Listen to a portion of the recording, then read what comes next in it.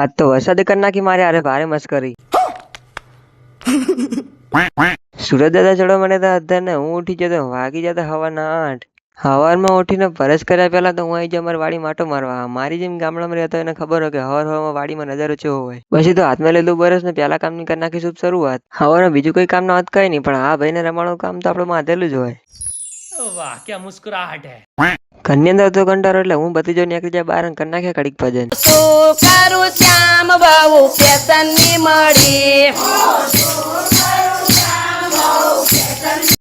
વિચાર તો એવો આવે કે હું બધી જગ્યાએ ભાગમાં મંડળી ખોલીએ.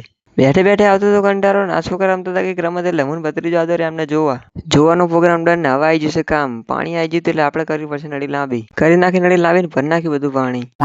હું ઘરે એટલે આખો દાડો નવરો રોડ નહીં એટલે મારે કંઈક નું કંઈક કામ આવી જ જાય. કામમાં એવું હતું કે આ બ્લોક ને લઈ પાછળ નતા ગારામાં. તો તમારે તમારા ઘરના આંગણામાં બ્લોક પંથરાવો ને તો આ ભાઈનો સંપર્ક કરવાનો. કામ બંધ કરવાના 1000 રૂપિયા થશે. પતાવી દીધું કામ ને મારી નજર જતી રહી આકાશમાં ને જોયું તો વાદળ એવા કાળા ડમંગ થઈ જતા ને વરસાદ આવવાની બીકે બારી બારણા કાઢી બધા બંધ ને જોયું તો વાદળા જ ગાયબ થઈ. વરસાદે ભલે કરી મસ્કરી પણ તમે ના કરતા. લાઈક ને ફોલો કરતા જજો.